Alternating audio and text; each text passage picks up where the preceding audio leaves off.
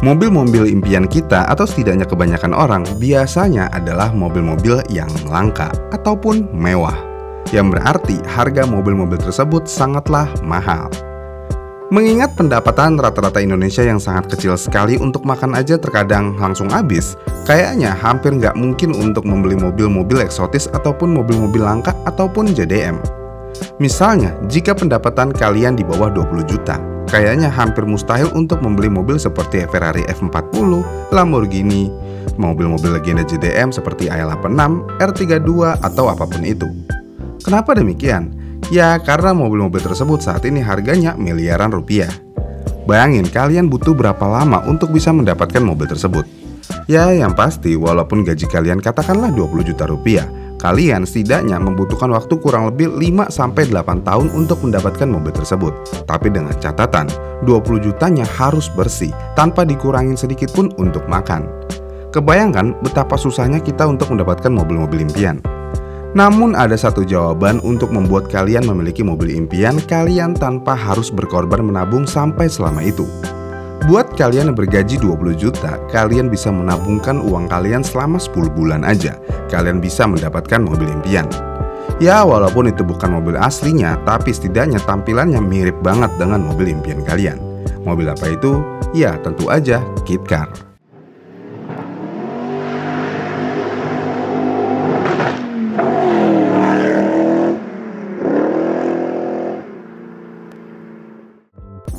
Mungkin sebagian besar dari kita tahu mobil Kit Car atau mobil rakitan ataupun mobil replika baru-baru ini aja. Karena mau bagaimanapun Kit Car lagi cukup happening banget saat ini. Padahal Kit Car sebenarnya sudah ada dari dulu, yang mana sejarah mobil rakitan atau Kit Car ini dapat ditelusuri kembali ke tahun 1896 ketika seorang berkebangsaan Inggris bernama Thomas Hyler White memiliki ide untuk memiliki mobil ikonik yang dapat dirakit di rumah, yang pada akhirnya dia memutuskan untuk mewujudkan ide tersebut. Thomas ingin membangun sebuah mobil yang terkenal di Amerika dari tahun 1912 hingga 1914 dari perusahaan Niagara Motor Company dari Niagara Falls, New York yang bernama Lutz. Lutz merupakan mobil berpendingin udara dengan satu tempat duduk dan penggerak sabuk. Dan hasilnya sangat mencengangkan dan sampai diliput oleh majalah Eropa. Tapi sayangnya mobil rakitan atau Kit Car tidak benar-benar mendapatkan perhatian hingga tahun 1950-an. Kenapa demikian? Ya, karena dalam proses membuat Kit Car banyak melakukan pengelasan dan membutuhkan bahan-bahan bekas pada saat itu. Dan musuh utama Kit Car adalah karatan. Namun semua itu berubah ketika fiberglass menjadi lebih populer dan disempurnakan. Dan hal ini memberikan dorongan pada industri mobil rakitan atau Kit Car. Dari sini Kit Car mulai diminati. Selain modelnya yang bisa dibuat dengan suka-suka, mobil Kit Car juga diminati karena memungkinkan produsen memanfaatkan beberapa celah pajak. Misalnya, di Inggris sendiri pada tahun 1970-an, beberapa mobil produksi normal dijual sebagai mobil rakitan dengan perakitan minor yang tersisa. Karena saat itu mobil rakitan dinilai sebagai komponen dan bukan kendaraan untuk pajak pembelian.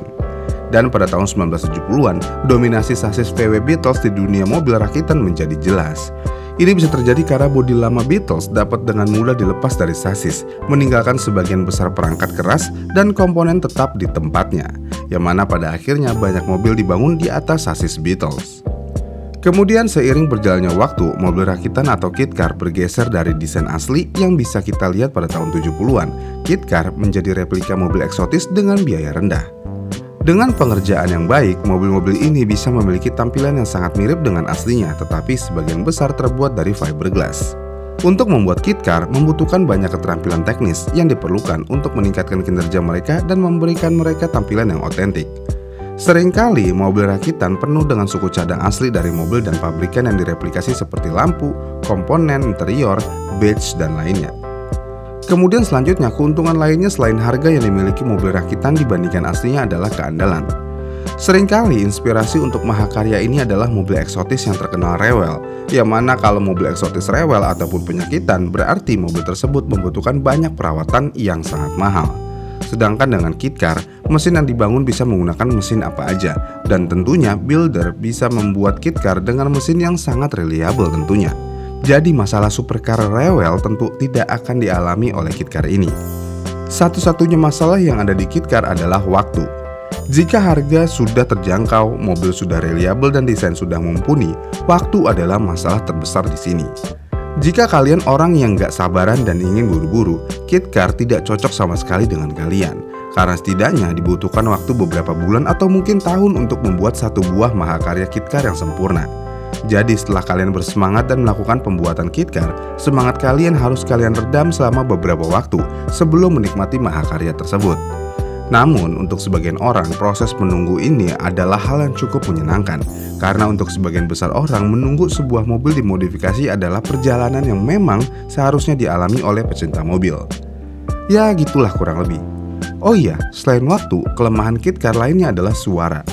Kita membeli mobil eksotis, tentu aja selain desain kita mencari suara. Dengan KitKar, kemungkinan besar kita tidak akan bisa mendapatkan suara yang mengagumkan. Siapa yang tidak ingin memiliki mobil dengan suara seperti ini?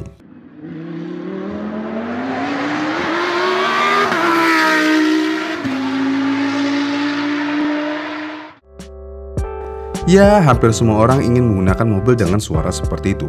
Tapi, apakah tidak mungkin KitKar menggunakan mesin tersebut? Jawabannya tentu aja mungkin, asalkan bisa mendapatkan mesin tersebut. Tapi sayangnya untuk di Indonesia sendiri, jika kalian menggunakan KitKar dengan base rangka lain dan mesin yang lain, ini tentu aja akan merepotkan karena mobil tersebut tidak akan teregistrasi dengan baik di kepolisian. Apakah bisa diurus hal tersebut? Ya tentu aja bisa. Yang penting luangkan waktu dan spare budget lebih karena tentu aja akan membutuhkan biaya tambahan untuk mengurus registrasi ini. Apalagi kalau mesinnya yang didapat secara ilegal, ya semakin sulit. Jadi KitKar ini semua ada plus minusnya. Namun, jika kalian hanya ingin mobil-mobil ikonik namun mobil tersebut tidak memiliki suara yang mengagumkan seperti i86, KitKar adalah jalan terbaik. Karena kalian hanya akan fokus ke tampilan aja, tidak perlu fokus ke mesin ataupun suaranya. Ya, kira-kira seperti itulah. KitKar mungkin lagi naik daun di Indonesia karena beberapa konten kreator sedang menaikkan KitKar ini. Ya walaupun ini bukan fenomena baru karena beberapa tahun lalu pembuat Lamborghini dari Bandung juga pernah viral. Tapi nih di luar negeri khususnya di Eropa ataupun Amerika, KitKar juga sedang happening saat ini. Alasannya tentu aja KitKar adalah jalan terbaik untuk memiliki mobil dengan harga yang lebih murah. Dan sama seperti di Indonesia sendiri, KitKar buatan luar negeri pun meniru apa yang mereka inginkan. Mungkin satu-satunya kelebihan yang dimiliki KitKar luar negeri daripada di Indonesia sendiri adalah ketersediaan spare part dan mesin yang melimpah. Mungkin di Indonesia sendiri mendapatkan mesin yang memiliki suara dan tenaga yang cukup bagus sulit ditemukan. Sedangkan kalau di Amerika contohnya, KitKar rata-rata menggunakan mesin LS, yang mana mesin LS memiliki suara dan tenaga yang bagus. Dan mesin LS sangat melimpah di sana. Makanya kita nggak heran kalau buatan luar KitKarnya bisa menghasilkan suara kayak gini nih.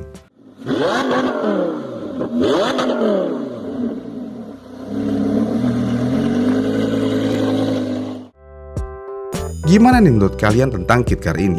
Apakah kalian mau membuat KitKar atau memang pengen yang original aja? Komen di kolom komentar di bawah ya, dan sampai jumpa di video selanjutnya.